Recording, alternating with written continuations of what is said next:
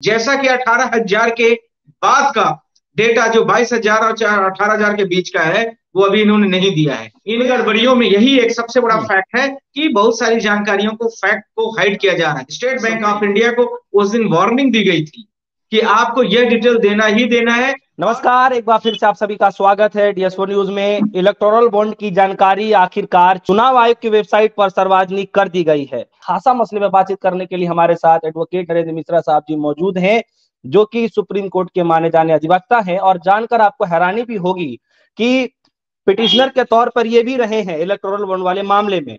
और आज भी जो है ये आगे का कार्यक्रम कुछ है, इस पर जानकारी लेंगे। लेकिन सबसे बड़ा सवाल ये है कि चुनाव आयोग ने जो इलेक्टोरल बॉन्ड की जो जानकारी है वो अब साझा कर दिया है। चलिए अब ज्यादा बातचीत करेंगे और ज्यादा जानकारी लेने के लिए कोशिश करेंगे कि और इसमें क्या क्या छुपा है, क्या क्या पेचीदा मामला भी इसमें हो सकता है, ये जानना बड़ा जरूरी है। सर, सबसे पहले आपका स्वागत है। मिश्रा साहब, आप बताइए, आप तो लड़ाई लड़ रहे थे इलेक्टोरल बॉन्ड को लेकर के कि जो है जानकारी सब कुछ सामने आना चाहिए। अब ये डेटा सामने आ गया है सर, क्या कुछ आपको समझ आ रहा है?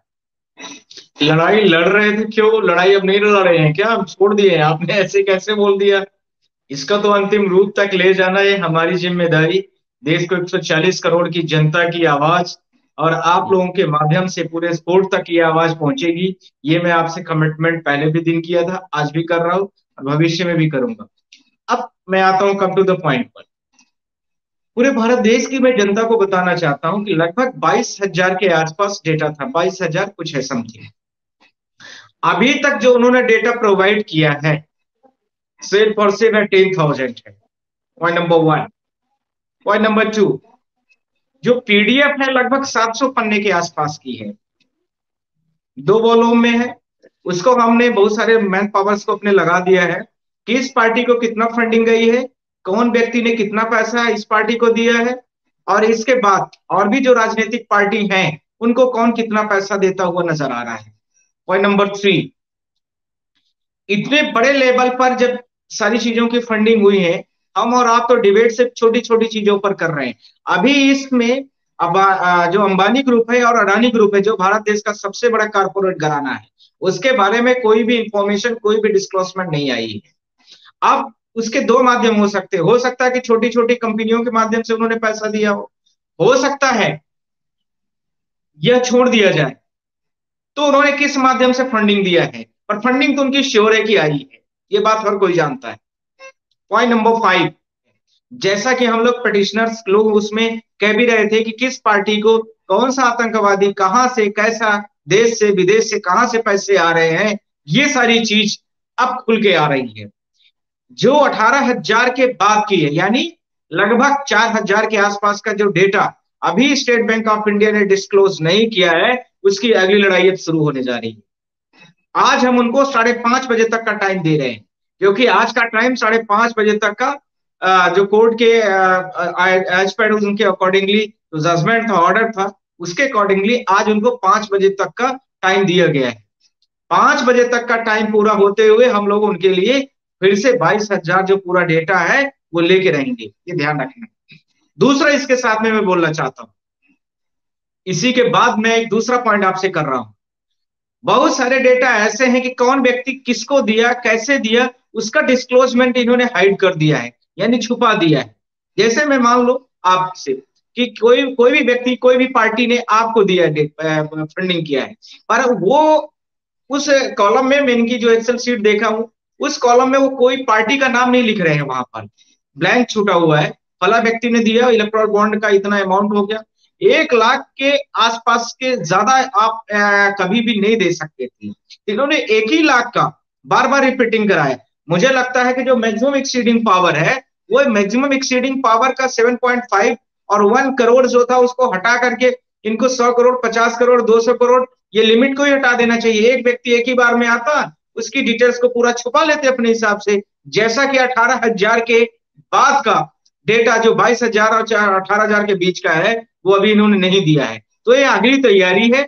मैं आपके माध्यम से, आपके टीवी के माध्यम से मैं बोलना चाहता हूँ, पूरे देश की जनता को बोलना चाहता हूँ कि 22,000 जो डेटा है, 22,000 डेटा पूरा आप सबको मिलेगा। ये हमारी, आपकी, सुप्रीम कोर्ट के सारे वकीलों की और honourable CJI chief justice of India की भी इस समय पर भारत देश के संविधान बचाने की जिम्मेदारी है, और सब लोग इस पे बखूबी उतरेंगे, ये मैं कल से मेरे पास रात से बहुत फोन आ रहे हैं कि सर इसमें तो यही है, इसमें यही है, ये इनकम्प्लीट है। पर मैं बहुत सारी मीडिया के माध्यम से इस बात को पहले से ही बोल दिया था कि हो सकता है कुछ गड़बड़ियां ये इसमें दें। इन गड़बड़ियों में यही एक सबसे बड़ा फैक्ट है कि बहुत सारी जानकारियों को, फैक्ट को हाइड किया जा रहा है। और सुप्रीम कोर्ट का जो ऑर्डर 11 तारीख का है, 11 मार्च वाला है, उसको आप बढ़िया से पढ़िए। उसमें स्पष्ट लिखा गया है कि अब इनके ऊपर कंटेंट चलेगा।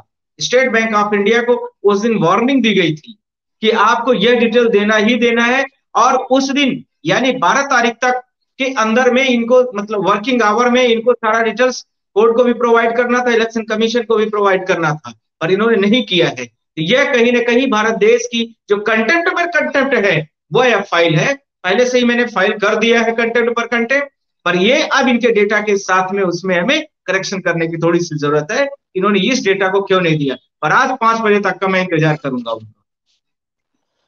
लेकिन मिश्रा साहब, कुछ लोग ये भी कह रहे हैं कि जो है नाम बड़े छोटे छोटे हैं और फंड बड़ा जो है दिल खोल के किया गया है, जिस तरीके से जो लिस्ट सामने आ रही है, ये चक्कर क्या है? इसमें दो चीजें और भी होने वाली है सोनू जी, मैं आपसे बोलना चाहता हूं। बहुत सारी जो कंपनियां हैं जो इनको रिबेट दिया गया है, वो किस आधार पर दिया गया है? यदि वो कंपनियों ने, जैसा कि एक बहुत बड़ी कोई इंफ्रास्ट्रक्चर कंपनी है, माया ग्रुप कोई ग्रुप था, उसमें आप लोग देखेंगे कि उस ग्रुप ने बहुत बड़े लेवल पर हैदराबाद या कहीं साउथ इंडिया में कोई टनल्स बनाया। उसका 14,000 करोड़ का आसपास में उसको टेंडर मिला। टेंडर में कंपटीशन हुआ, 5 लोग कंपटीटर आए, पर उसको और कम में जो मिनिमम होता है उसको दे दिया गया।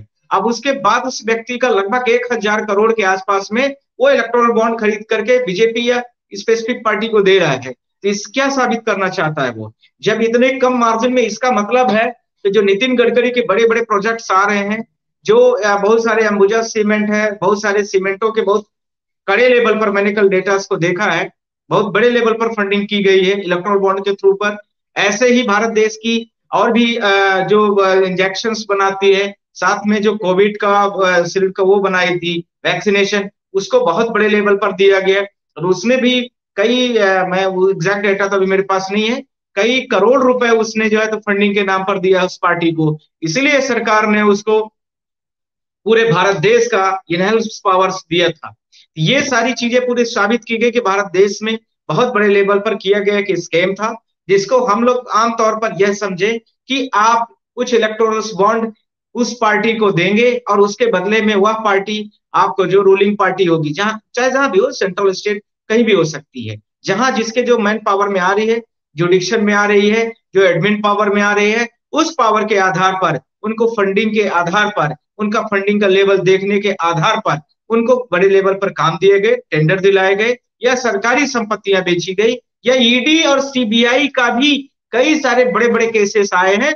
अभी तो मैं आपके सामने थोड़ा जल्दी में हूं तो नहीं बोल पाऊंगा, पर मैं आपसे यह भी बोलूंगा, वो डेटा मेरे पास आ गए हैं। उस कंपनी को, आपके माध्यम से मैं बोलना चाहता हूं कि उस कंपनी को लगभग 400 करोड़ का ईडी ने उसको सीज किया, और वही कंपनी लगभग 100 करोड़ का जाकर के इलेक्ट्रोल बॉन्ड खरीदती है और स्पेसिफिक रूलिंग पार्टी को वो दे देती है। उसके बाद ईडी से उसका केस का खात्मा लग जाता है। इस प्रकार के बहुत बड़े ध्वंस आए हैं, जो ईडी और सीबीआई गुंडे की तरह काम कर रही थी, और गुंडों को तरह फिर कोई रूलिंग पार्टी अपने उन लोगों को छोड़ करके मार्केट से पैसे का कलेक्शन कराती थी थ्रू इलेक्ट्रोल बॉन्ड। यह भारत देश में एक बहुत बड़े लेवल पर स्कैम किया गया है। तो अगली लड़ाई का, इसी लड़ाई का, जब 22,000 हमारा डेटा मिल जाएगा, उसका सेकंड पार्ट होगा।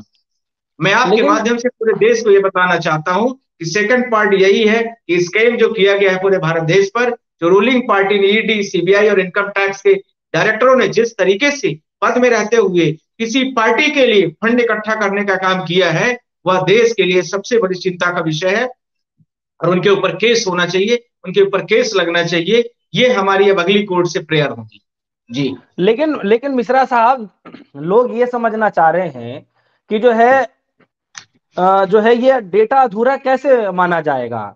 अब दो हिस्सों में, दो पार्ट में जो है एसबीआई ने दिया है। एक तो ये है जिसमें जो है किसने दिया है, और दूसरे में ये है कि किस पार्टी को मिला है। तो ये डेटा अधूरा कैसे होगा? मतलब कैसे इसको साबित कर पाएंगे? अभी अधूरा का मतलब दो पार्ट समझने की जरूरत है। जो लोगों के माध्यम से मुझे इंफॉर्मेशन आई है, मैं उसकी बात कर रहा हूँ। अभी मैंने क्या बोला आपसे कि 5 बजे तक का मुझे इंतजार करने दीजिए। दो पार्ट्स का जो आप बता रहे हैं, लोगों ने जो मुझे बताया कि लगभग 18,000 के आसपास सी बॉन्ड्स के अभी डिटेल्स आई, जो लोगों ने मुझे इन्फॉर्मेशन दी। अभी मैंने इसको, अभी सारी चीजों को मैंने चेक बैलेंस नहीं किया है। मैं उसको करने के बाद ही आपको मैंने बोला है कि 5 बजे तक का आज मुझे टाइम दीजिए। और स्टेट बैंक ऑफ इंडिया के पास भी 5 बजे तक का टाइम है कि वो सारा डेटा डिस्क्लोज करे। यदि बाई द वे 18,000 है तो वो 22,000 तक का डेटा दे। दूसरा, जो बड़े कारपोरेट घराने हैं भारत देश के, उन्होंने यदि फंडिंग दिया है तो किस नाम से है, और यदि वो नहीं दिए हैं तो उनका डिटेल भी डिस्क्लोज करें। यानी उन्होंने इसमें सबमिट नहीं किया, इसका मतलब हो गया कि 22,000 से ज्यादा भी डिटेल्स थी, आप उसको डिस्क्लोज नहीं कर रहे हैं, यह भी बताने की जरूरत है। इस आधार पर इनकम्प्लीट डेटा हो रहा है। पर यह है कि 5:30 बजे तक आप इंतजार करिए, 5:30 बजे तक में सारी डिटेल्स आने दीजिए। बहुत सारे लोगों को मैंने मैन पावर्स को लगा दिया है, वो सारा डिस्क्लोज कर रहे हैं, बना रहे हैं, कौन कौन सी कंपनियों ने कितनी फंडिंग किया है, अडानी अंबानी प्रोजेक्ट ग्रुप का कितना आया हुआ फंड, ये सब काम चल रहा है जी। जैसे मिश्रा साहब आपने बोला कि जो है ये तो कुछ लोगों के लिस्ट हैं और इसमें जो बड़े नाम जो है आने बाकी रह गए हैं, वो मतलब अगर नाम इसमें नहीं है तो इसमें संशय वाली कौन सी बड़ी बात है?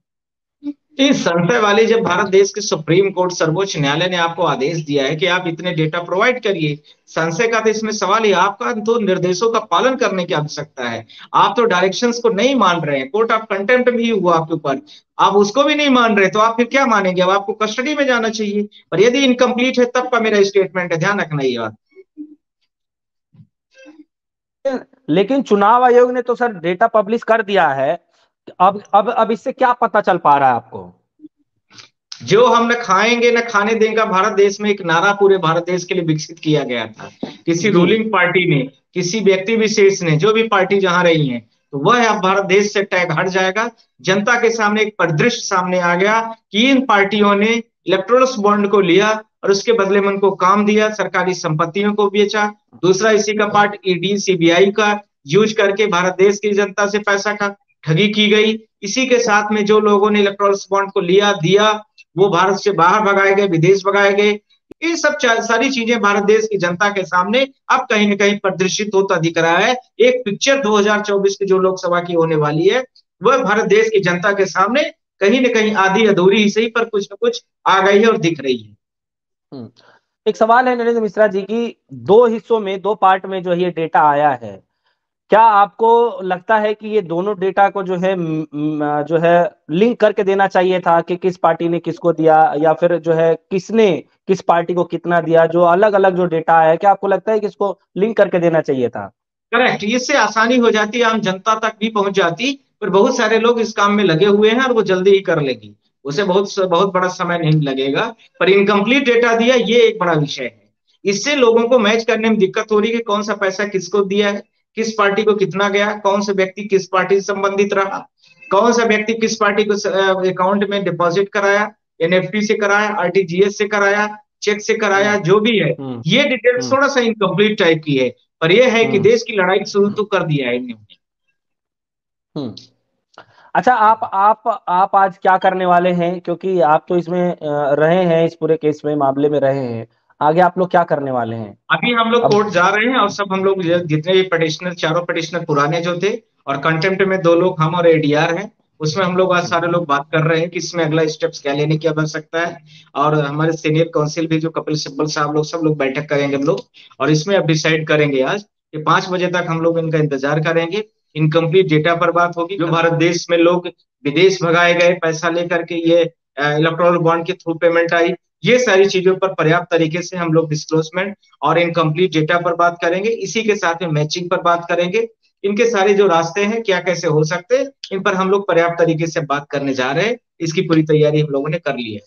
ठीक है, मुझे तो इजाजत क्या दीजिए क्योंकि मुझे कोर्ट ठीक है, एक निकलना आखिरी सवाल मिश्रा साहब, सवाल ये है है जी। कि क्या आपको लगता है कि जो पहले भी दलील दी जा रही थी एसबीआई की तरफ से कि जो है उनको ज्यादा वक्त चाहिए डेटा जो है लिंक करने के लिए, और अब जो है वही समस्या आ रही है, तो क्या आपको लगता है कि एसबीआई चाहे तो विद इन 24 आवर फिर से टाइप करके दे सकते, लिंक करके दे सकते डेटा?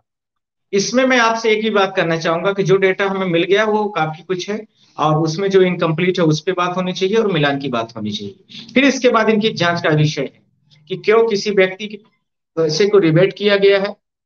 जब वह व्यक्ति कई हजारों करोड़, कई सौ करोड़, यदि वो रिबेट करने के नहीं कर उसको पैसा अपना रिफंड नहीं कर पा रहा है, पर वह इलेक्टोरल बॉन्ड के थ्रू हजारों करोड़, कई सौ करोड़ रुपए, जो मैंने आपसे पहले इस हफ्ते के पहले मेंशन किया है, उस पार्टी को वो यदि वो दे रहा है, तो कहां से पैसा आ रहा है? फिर उन पार्टी की जब लिमिट है कि आप इतने से ज्यादा एक्सीड नहीं कर सकते, खर्चा नहीं कर सकते, तो इतना पैसा जो आपको इलेक्ट्रोल बॉन्ड के थ्रू गया है, आपने कहाँ यूज किया है? दूसरा इसी का अगला पॉइंट हो गया, बहुत सारी चीजें हम बात करेंगे उस पे समय के साथ पे, पर आप थोड़ा सा अभी इंतजार कर लीजिए आज 5 बजे तक का। चलिए, बहुत बहुत शुक्रिया मिश्रा साहब, आपने बेशकीमती समय आपने निकाल करके दिया। फिलहाल आगे भी लगातार इस मामले से जुड़ी जानकारी देते रहेंगे। फिलहाल के लिए दीजिए इजाजत। एक न्यूज, धन्यवाद।